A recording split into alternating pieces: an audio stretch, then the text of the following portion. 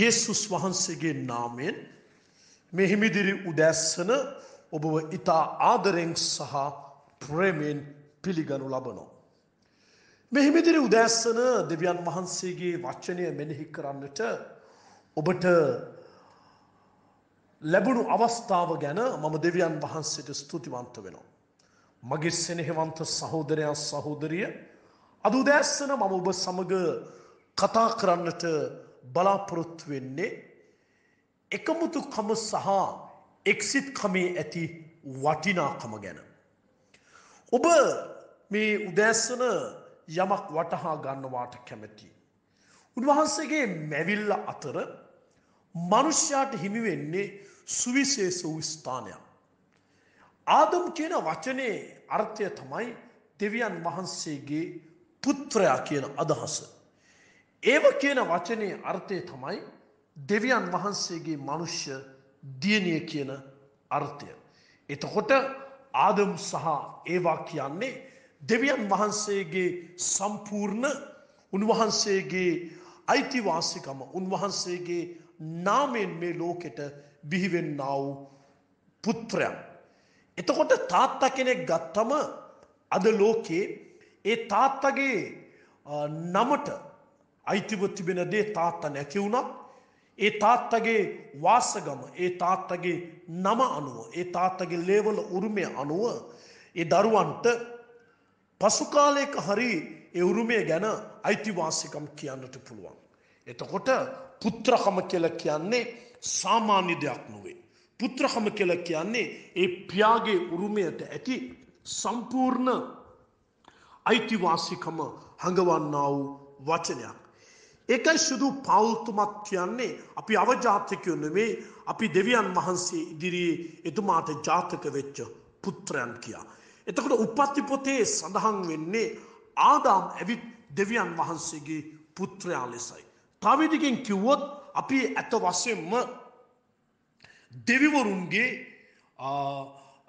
දේව මණ්ඩල් වල සිටින්නා වූ ඒ දෙවිවරුන්ට වඩා අපි ඇවිත් උසස් මට්ටමේ සිටින්නා වූ අය. ඇත්ත වශයෙන්ම ඔබ වටහා ගන්නවා නම් ඔබ කවුද කියා ඔබට කළ හැකි දේ අති විශාලයි.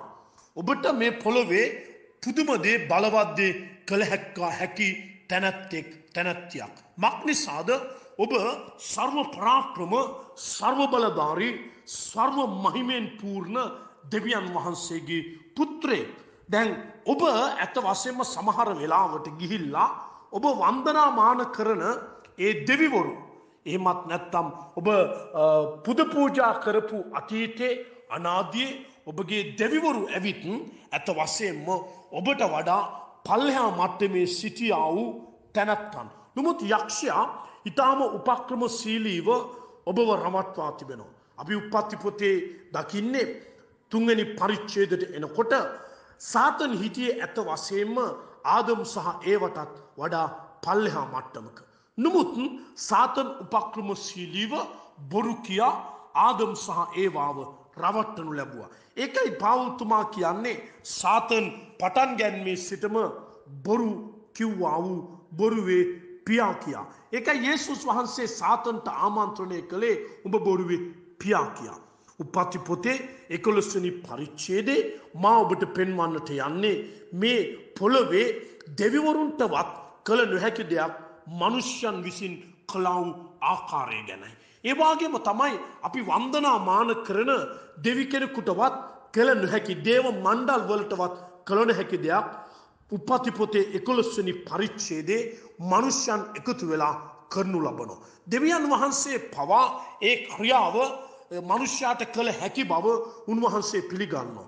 කොහොමද උන්වහන්සේ මනුෂ්‍යයාට මෙවැනි බලවත් ක්‍රියාවක් කරන්න පුළුවන් කියලා පිළිගත්තේ? මොකද උන්වහන්සේ දැනන් හිටියා උන්වහන්සේ විසින් මවන ලද මනුෂ්‍යයා එතුමාගේ ස්වරූපයට, එතුමාගේ සමානත්වයට මවනු ලැබූ බව.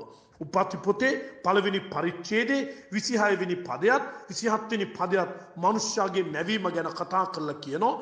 දෙවියන් වහන්සේ තමන් ස්වරූපයෙන් තමන්ගේ සමානත්වය ලෙස මනුෂ්‍යයා සාදම්ම කියා. ඔබ වටහා ගන්නවා නම් ඔබ එසේ මෙසේ පුජ්‍යලයක් නොවේ. මේ ලෝකේ සිටින්නා වූ දෙවි දේවතාවුන් මේ ලෝකයේ ඔබ අනාදියේ ඔබ දෙවියන් වහන්සේ අඳුර ගන්නට කලින් ඔබ නමස්කාර කළා වූ ඒ දේවතාවන් ඒ දේවතාවියන් ඒ දේවතා පිළිම ඒ දේව මණ්ඩල් ඒ දේව මණ්ඩල් වල නායකත්වය ඉසිලුවා වූ ඒ උසස් මට්ටමේ දෙවිවරු ඒ හැම කෙනෙකුට වඩා ඔබ ඉහළින් සිටිනවා. ඔබ ඒ දෙවිවරුන්ට වඩා උසස් ස්ථානයක සිටින්නා වූ තැනැත්තෙක්. මක්නිසාද ඔබ අහස පොළොව මැව්වා වූ සර්ව පරාක්‍රම සර්ව බලධාරී සර්ව මහිමෙන් පූර්ණ දෙවියන් වහන්සේගේ පුත්‍රයෙක්. ඔබට ඇත්ත වශයෙන්ම ඔබේ නම ආමන්ත්‍රණය කරන්න පුළුවන් ආදාම් කියා. ආදාම් කියන නමේ අර්ථය තමයි දෙවියන් වහන්සේගේ පුත්‍රයා කියන එක. ආදම්ගේ පියා ලෙස සලකන්නේ දෙවියන් වහන්සේ. ඒකයි යොහන් පොතේ කතා කරනු ලබන්නේ ආදාම් දෙවියන් වහන්සේගේ පුත්‍රයා කියා. ඒ වගේම ඒකයි යේසුස් ක්‍රිස්තුස් වහන්සේ කතා කරලා කියන්නේ ඔබ දෙවියන් වහන්සේගේ මැවිල්ලේ උස්සස්ම මැවිල්ල කියා මනුෂ්‍යයාට උන්වහන්සේ ආමන්ත්‍රණය කරන්නේ. ඒ නිසා අපි දකිනවා මගේ සෙනෙහවන්ත උප්පත්ති පොතේ 11 වෙනි පරිච්ඡේදයට යන විට දෙවියන් වහන්සේ පවා මවිතයට පුදුමයට සහ පිළිගැනීමට ලක් වෙනවා මේ මනුෂ්‍යයාගේ එක්තරා ක්‍රියාවක් සම්බන්ධව. අපි කියවමු උප්පත්ති පොතේ 11 වෙනි පරිච්ඡේදයේ පළවෙනි පදයේ සිට 9 වෙනි පදයේ දක්වා පල්ලෙහාට. මුළු පොළොවේ එකම භාෂාවක්ද එකම කතා ක්‍රමයක්ද විය.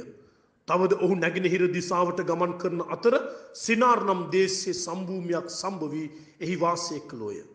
ඔහු එකිනෙකාට කතා කොට වරෙල්ලා අපි ගඩොල් සාදා හොඳට පුලුස්සමියයි කීවේය. ගල් වෙනුවට ගඩොල්ද බදාම වෙනුවට කීල්ද ඔවුන්ට තිබුණේය. ඔවුන් වරෙල්ලා මුළු පොළොව තලයේ අපි විසිර නොවන පිණිස නුවරක්ද අහස දක්වා මුදුනක් ඇති කොටුවක්ද ගොඩනගා අපට නාමයක් සාදා ගනිමු යයි කීවෝය. එවිට මනුෂ්‍ය පුත්‍රයන් ගොඩනගන නුවරද කොටුවද බලන පිණිස දෙවියන් වහන්සේ බැස්සසේක. ස්වාමින් වහන්සේද බලව ඔහු එක සෙනගක්ය. ඔහු සියල්ලන්ට ඇත්තේ එක භාෂාවක්ය. ඔවුන් කරන්ට පටන් ගන්න දේ මේය. ඉතින් ඔහු කරන්ට අදහස් කරන කිසිවක් ඔවුන්ට දුෂ්කර නොවන්නේය. 6 වෙනි පදයේ මම නැවත කියන්නම්. ඔහු එක සෙනගක්ය. ඔහු සියල්ලන්ට ඇත්තේ එක භාෂාවක්ය. ඔවුන් පටන් ගත්තේ මේය. ඉතින් ඔවුන් කරන්ට අදහස් කරන කිසිවක් ඔවුන්ට දුෂ්කර නොවන්නේය. නැවත කියවමු. ඔවුන් අදහස් කරන කිසිවක් ඔවුන්ට දුෂ්කර නොවන්නේය. යමු අපි බැස ඔවුන් එකිනෙකාට නොතේරන ලෙස එහි ඔවුන්ගේ භාෂාව අවුල් කරමුයයි කීවේය. මෙසේ ස්වාමීන් වහන්සේ එතනින් මුළු පොළොවේ තලයේ ඔවුන් විසිරූසේක. ඔහු නුවර ගොඩනැගීම අතහැරියෝය. එවිට ස්වාමින් වහන්සේ මුළු පොළොවේ භාෂාව අවුල් කළ බැවින් ඊට බාබෙල් නම් නම තබන ලදී. එතනින් ස්වාමින් වහන්සේ මුළු පොළොව තලයේ ඔවුන් විසිරූසේක. මගේ සෙනෙහවන්ත සහෝදරයා සහෝදරිය මේ උදෑසන මා ඔබට කියවනු ලැබුවා වූ මේ බයිබල් පරිච්ඡේදයේ උප්පත්ති පොතේ 11 වෙනි පරිච්ඡේදයේ දෙවියන් වහන්සේ විසින්ම පිළිගනු ලබනවා. ඔවුන් මේ හදන පවුර ඔවුන්ට හදන්න අමාරු වෙන්නේ නැහැ. ඔවුන් මේක අනිවාර්යයෙන්ම මේ පවුර හදනවා. දෙවියන් වහන්සේ මේ පවුර බලන්න ආවේ ඇයි? දෙවියන් වහන්සේ ස්වර්ගයේ සිට ශිනාර් නම් සම භූමියේ මේ පවුර නිම්රෝත් සමග පොළවේ මනුෂ්‍යයන් හදන විට දෙවියන් වහන්සේ ස්වර්ගයෙන් බැහැලා මේ පවුර බලන්න ආවේ ඇයි? මේ ස්ථානයේ අපි දකිනවා උඩ පදවල කතා කරනවා. ඔවුන් කතා කරගත්තාලු අපි පොළවේ විසිර නොයන පිණිසත් අපිට නාමයක් හදාගෙන අපි අහස දක්වා මේ පවුර මේ බලකොටුව හදමු කියා. මෙතන සිංහල බයිබලයේ අහස කියලා තිබුණාට මේක මුල් පිටපතේ තිබෙන්නේ ස්වර්ගය දක්වා අපි පවුරක් හදමු කියලා. ඇත්ත වශයෙන්ම ස්වර්ගය දක්වා පවුරක් හදමු කියන වචනය උන්වහන්සේට ඇහුණාට පස්සේ උන්වහන්සේ මේ අවස්ථාවේ බැහැලා ආවා කියලා කියනවා. මෙතන 7 වෙනි පදේ උන්වහන්සේ කියනවා අපි බැහැලා ගිහිල්ලා ඔවුන්ට නොතේරන ලෙස ඔවුන්ගේ භාෂාව වියවුල් කරමු කියලා. දැන් ඔබට ප්‍රශ්නයක් ඇති වෙයි ස්වර්ගය දක්වා ඔවුන් මේ පවුර හදන එකට දෙවියන් වහන්සේ අකමැති උනේ ඇයි කියා. මගේ සෙනෙහවන්ත මේ පවුර හදනවට දෙවියන් වහන්සේ අකමැති උනේ ඔබ උඩ පරිච්ඡේද දෙස හැරිලා බලන විට ඔබට පෙනී යනවා උඩ පරිච්ඡේදවල පොළවේ මනුෂ්‍යයන් දෙවියන් වහන්සේගෙන් ඈත් වෙලා පොළවේ මිනිස්යන් වෛශ්‍යාකම් කරමින් පොළවේ මිනිස්යා සමලිංගික ක්‍රියාව කරමින් පොළවේ මිනිස්යා අපවිත්‍ර ක්‍රියාව කරමින් හැසිරුණු නිසා දෙවියන් වහන්සේ උන්වහන්සේ පොළව දෙස බලලා උන්වහන්සේ දුක් වුණා කියලා කියනවා. එතකොට උන්වහන්සේ මිනිස්යා කරන්නා වූ මේ පෞකාර ක්‍රියාව ගැන උන්වහන්සේ තැවුණා කියලා කියනවා. පාපය සමග ඔවුන්ට අවශ්‍ය වුණා සදා කාලයටම ජීවත් වෙන්න.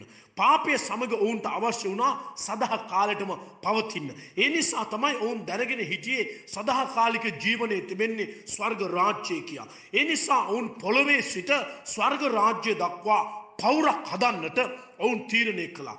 මේ පොළොවේ සිට ස්වර්ගය දක්වා පවුර හදන එක පිළිබඳව දෙවියන් වහන්සේ කිව්වේ නෑ මේක ඔවුන්ට කරන්න බෑ කියා. දෙවියන් වහන්සේ කිව්වා අනිවාර්යෙන්ම මොවුන් පොළොවේ සිට ස්වර්ගය දක්වා මේ පවුර හදනවා කියා. ඉතින් උන්වහන්සේ මේ පවුර හදන එක නතර කරන්න තීරණය කළේ වෙන මොකටවත් නිසා නෙමෙයි. ඔවුන් පාපය සමග සිට ඔවුන් පාපය සමග සදාකාලික ස්වර්ග රාජ්‍ය සමග සම්බන්ධ වෙලා සදාතනික ජීවනය පාපය සමගම ඔවුන් ලබලා ඔවුන් පාපය සමග මේ පොළවේ සදාකාලික ජීවත් වෙන්න යෑම උන්වහන්සේට කැමති වුණේ නැහැ. ඒ නිසා තමයි උන්වහන්සේ තීරණය කළේ මේ පවුර හදන එක උන්වහන්සේ වියවුල් කරන්න. දෙවෙනි කාරණාව දැන් ඔබට හැංගී යන්න පුළුවන් නැත්නම් ඔබට වැටහි යනවා වෙන්න පුළුවන් මේ පවුර හදන තරම් බල සම්පන්න හැකියාවන් තිබුණු මිනිසයන් එදා සිටියා. අද එවැනි ප්‍රඥාවන්තයන් අද එවැනි ඥානවන්තයන් අද එවැනි ස්වර්ගයේ දක්වා පවුරු හැදිය හැකි මිනිස්සු නැත්තේ ඇයි පාස්ටර් කියා. මගේ සෙනෙහවන්ත අද සිටිනවා. අදත් දෙවියන් වහන්සේ පුදුම සහ බලවත් දේවල් කරන්නා වූ මනුෂ්‍යයන් මේ පොළවේ සිටිනවා. විශේෂයෙන්ම යේසුස් ක්‍රිස්තුස් වහන්සේගේ ලේවලින් මිදීම ලැබුවා වූ අය අදත් එවැනිම බලවත් ක්‍රියාවන් කළ හැකි. අදත් පුදුම සහ ලකුණු ආශ්චර්යමත් දේ මේ පොළවේ මනුෂ්‍යයාට වටහාගත නොහැකි මහා වික්‍රමාන්විත දේ අදත් මනුෂ්‍යයාට කරන්න පුළුවන්. කොහොමද මනුෂ්‍යයාට කරන්න පුළුවන් වෙන්නේ? එවැනි මහත් මහිමාන්විත ක්‍රියා මනුෂ්‍ය මවා තිබෙන්නේ දෙවියන් වහන්සේගේ ස්වරූපයට නිසා. නමුත් මෙතෙන්දී ඔබ කල්පනා නොකරපු දෙයක් තිබෙනවා. මේ 7 වෙනි පදයට එන්න කලින් උඩ පදවල කියනවා ඔවුන්ට තිබුණේ එක භාෂාවක්ය. ඔවුන් කතා කළේ එක දෙයක්ය. ඔවුන්ට තිබුණේ එක තීරණයක්ය. ඔවුන් තුල එකමුතුකම තිබුණා. එක කතාවක් තිබුණා. එක භාෂාවක් තිබුණා. ඕන් හිතුවේ එක විදියට. ඒකයි දෙවියන් වහන්සේ කිව්වේ මේගොල්ලෝ එක්සිට්ව එකමුතුව එක විදියට හිතන නිසා මේගොල්ලොන්ගේ එක්සිට්කම නිසා මේගොල්ලොන්ට මේ පවුර ස්වර්ගය දක්වා හදන්න පුළුවන්. දෙවියන් වහන්සේත් පිළිගත්තා එක්සිට්කම තුල මිනිසයා එකමුතු වුණොත් මිනිසයාට බලවත් දේ පුදුම දේ කළ හැකි බව. අද දවසේ මගේ සෙනෙහවන්ත සහෝදරයා සහෝදරිය මේ අපි හොඳ පැත්තට ගමු. අපි යේසුස් ක්‍රිස්තුස් වහන්සේ තුල එකතු වුණොත් ඔබ දන්නවාද ඒ මැද්දේ පුදුම දේ බලවත් දේ කරන්න පුළුවන්. ඒ නිසා තමයි යේසුස් වහන්සේ තමාගේ මංගල දේශනාවේදී පවා කතා කරලා කිව්වේ මංගල සේවා කාල පරිච්ඡේදය පවා කතා කරලා කිව්වේ මාගේ නාමයෙන් එක්කෙනෙක් හෝ දෙන්නෙක් යම් තැනක එක්සිට් වුණොත් ඒ මැද්දේ මම වැඩ වාසය කරනවා කියා. ඒකයි දේශනාකාරයා 12 වෙනි පරිච්ඡේදයේ කතා කරලා කියන්නේ දෙදෙනෙක් එක්සිට් වුණොත් ගමනක් යන්න පුළුවන් කියලා. ඒකයි කියන්නේ තුම්පට ලණුව ඉක්මනට නොකෙඩේ කියලා. ඔබ දන්නවද මේ දිනවල ඔබත් ඔබේ භාර්යාවත් ඔබේ දරුවොත් ඔබ නිවසේ සාලේ එකට ඉඳගෙන ඔබ අත්වැල් බැඳගෙන ඔබ ස්වාමින් වහන්සේගේ පාද පාමුල ඔබ යම් කාරණාවකට එකමුතු වෙලා එක්සිට් වෙලා යාඥා කළොත් ඔබ දන්නවද දෙවියන් වහන්සේගේ දරුවන් කරන ආශාව තුළ බලවත් දේ වික්‍රමාන්විත දේ සිද්ධ වෙන්න යනවා. එදා බාබෙල් කොත හදන්න ඒගොල්ලොන්ට පුළුවන් වුණේ එකමුතුකම නිසායි. ඒගොල්ලෝ වැරදි දෙයක් කරන්නත් එකමුතු වුණා. ඒගොල්ලෝ එක්සිට්කම තුළ වැරදි දෙයකින් ස්වර්ග රාජ්‍යයට යන්නට පවා පවුරක් හදන්නට පුළුවන් කම ඒගොල්ලොන්ට ලැබුණා. ඒක දෙවියන් වහන්සේ කියනවා ඒගොල්ලොන්ට ඒක දුෂ්කර වෙන්නේ නැහැ. ඒ වෙන මොකවත් නිසා නෙමෙයි. ඒගොල්ලෝ හදන්න යන දේ එක්සිට්කම එක භාෂාවක් එක ක්‍රමයක් ඒගොල්ලෝ ඒගොල්ලෝ හිතන්නේ එක විදියටයි. අද දන්නවද අද දෙවියන් වහන්සේට බලවත් දේවල් කරන්න බැරි වෙලා තිබෙන්නේ මේ ලෝකේ සභාවල් එකමුතු නැති නිසායි. අද පවුල්වල දෙවියන් වහන්සේට බලවත් ක්‍රියාවන් සිදු වෙන්නේ නැත්තේ භාර්යාව පුරුෂය දරුවෝ එකමුතු නැති නිසායි. අද සභාවන් ඇතුලේ බලවත් සහ පුදුම දේවල් සිදු වෙන්නේ නැත්තේ අද එක්සිට්කම නැති නිසායි. අද යක්ෂයා එක්සිට් එක්සිට්කම නැති කරලා දාලා එක්සිට්කමට පහර දීලා එකමුතුකම නැති කරලා අද සාතන් දන්නවා එකමුතු වුණොත් ඒ ස්ථානයේ ස්වර්ගය දක්වා බලවත් පවුරු හදන්න පුළුවන් ස්වර්ගික තේජස බස්ස ගන්න පුළුවන් ඒ නිසා තමයි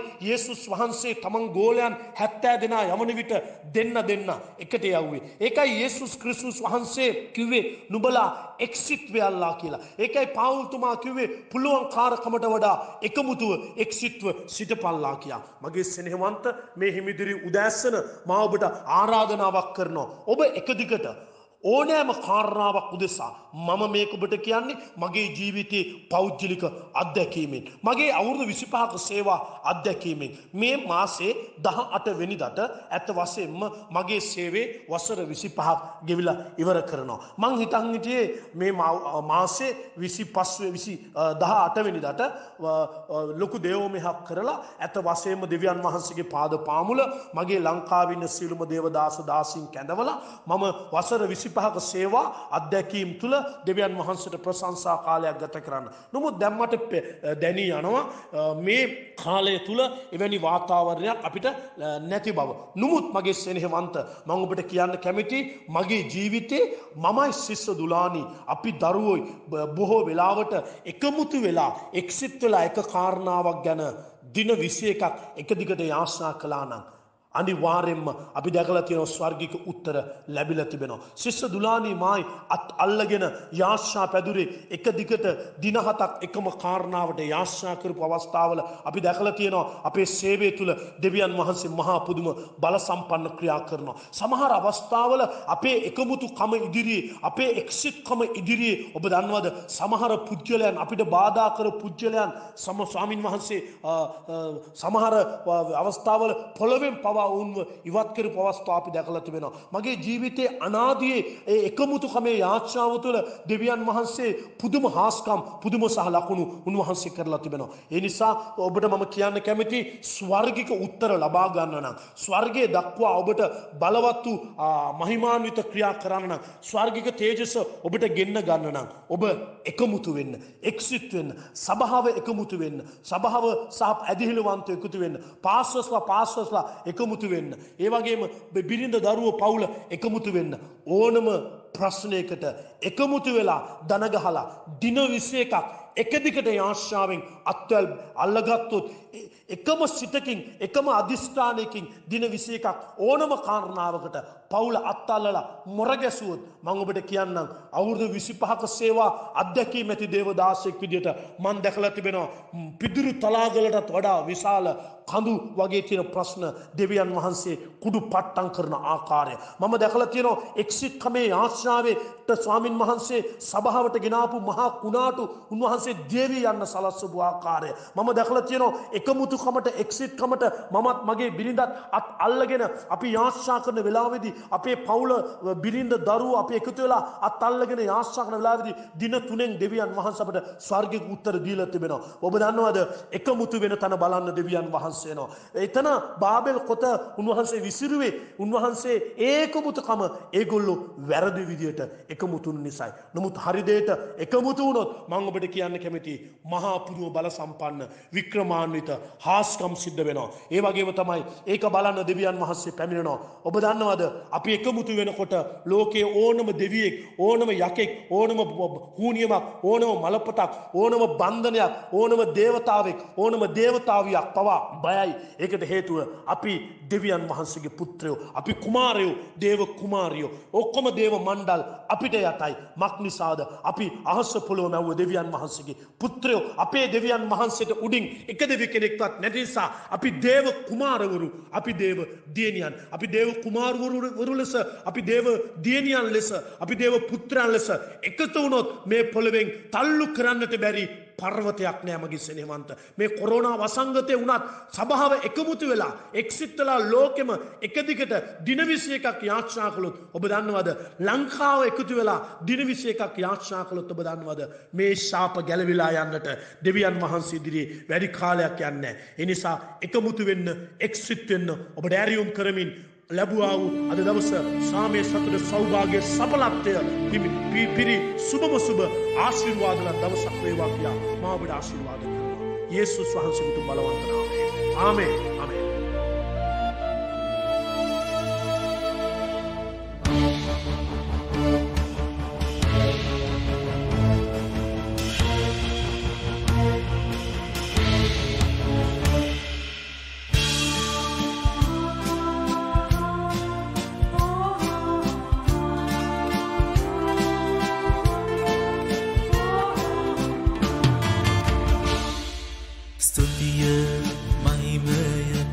සසුම තේජස මැත්තේ වැඩ සිටිනා දෙවිදානනි ස්තුතිය මහිමය පැසසුම තේජස මැත්තේ වැඩ සිටිනා දෙවිදානනි පුදුමයි පුදුමයි ඔබගේ ක්‍රියා ගණනින් නිම කළ නොහැකිය කියා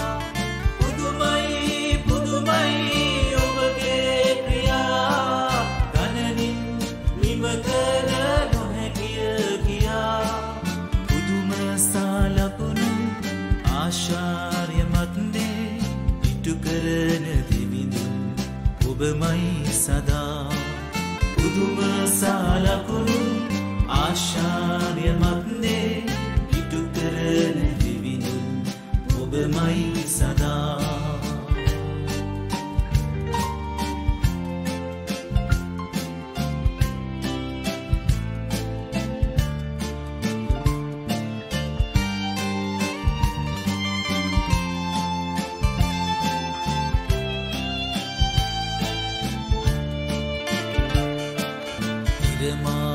සැඟවුණීද සඳමාගේ සැඟවුණීද නැත අන්ධකාරය මා ජීවිතේ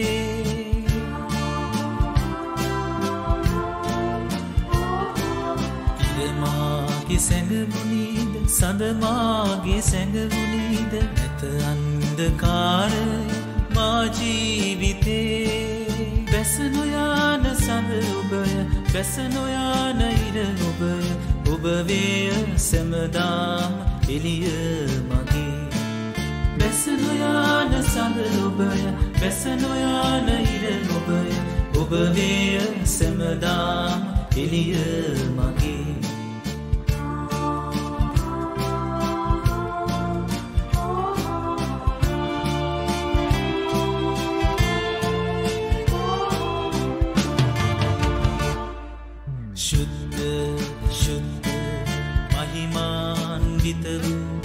බලවත් වූ විශ්මිත වූ දෙවිදානනි ශුද්ධ ශුද්ධ මහිමාන්විත වූ බලවත් වූ විශ්මිත වූ දෙවිදානනි පුදුමයි පුදුමයි ඔබගේ ක්‍රියා ගණනින් නිම කළ නොහැකිය කියා පුදුමයි පුදුමයි